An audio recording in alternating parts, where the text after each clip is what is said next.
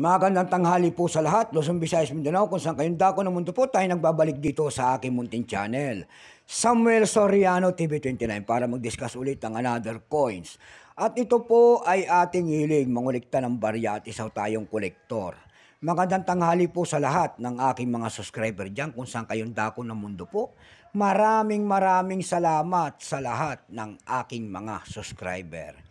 Yun naman pong hindi pa po nakapag-subscribe at gusto nyo ang ganitong mga topic po about coins, baka pwede naman makahingi ng pabor sa inyo at malaking tulong na po ang inyong gagawin.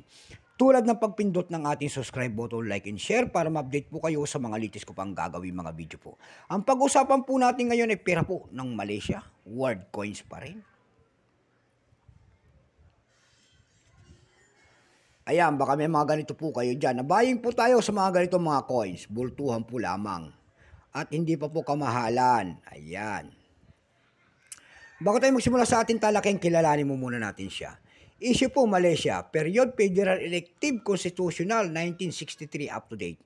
Type Standard Circulation Coins, years 1989 hanggang 2011. Value nito 50 cent Malaysia. Currency ringgit, 1967 up to date po. Composition po nito ay copper nickel. May bigat lamang itong 9.33 grams. May haba pong 27.76 mm. May kapal po naman itong 2.18 mm. Hugis po bilog. Orientation niya, middle alignment. Number NDAS 1655. Reference number KMDAS 53. Ito pong year 2010 na Malaysia coins. Ito po ay 14%. Wala pa pong maipakita ng Malaysia kung ilang piraso ang ginawa sa barya na ito. Ayan po.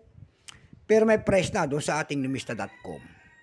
Yung kanyang verify 10 pesos, extra fine 21. Ayan. Dako naman tayo sa kanyang presyo doon sa ating mga pamantayang platform. Doon sa ab.com, nakakita tayo nagbebenta doon ng 334 pesos.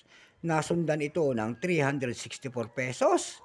And then, 369 pesos. Mayroon doon pinakamaliit po na nagbebenta po ng 337 pesos.